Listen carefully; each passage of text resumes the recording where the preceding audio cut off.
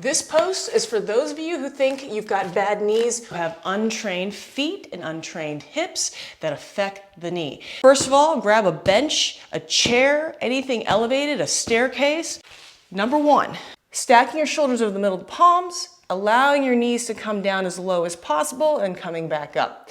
That's your first thing you're going to do to start training your hips and your feet to be able to stabilize the muscles of that kinetic chain from the balls of the feet all the way up into the hip. Step two, can you just hold this position? Step three, can you lift one foot at a time with control without your body moving all over the place? Okay. Step four, can we go opposite arm and leg, lifting and landing with control? That mimics our crawling. You're gonna push through the floor in order to lift the opposite and travel. You'll start by keeping the knees on the ground after you've done the elevated march version.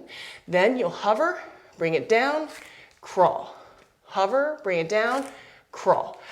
Until you can crawl with your knees off the ground. For the second part, set up with these yoga blocks underneath your knees.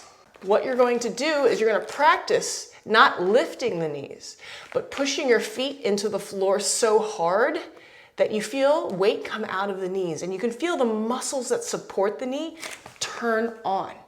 And then you should feel that kinetic chain from the ball of the foot all the way up through the thigh into the hip. And if you're doing this correctly, and you're pushing through your feet so hard that weight's coming out of the knees, then you're gonna feel like you're gonna push the floor backwards. So if I were to take this white mat and push it backwards, but I'm actually not gonna actually move anything, right? You're gonna drive into the ground, take weight out of the knees, push back through the feet. You should turn your glutes on. Pull up like you're trying to move the floor upwards. You should feel your hip flexors and your core turn on. Push the floor outwards. You should feel the outside of the hip and the glute turn on. Pull the floor inwards. You should feel the inside of the thigh and the hip and the glute turn on. Okay, this is a really great way to practice learning how to feel your body. Woo!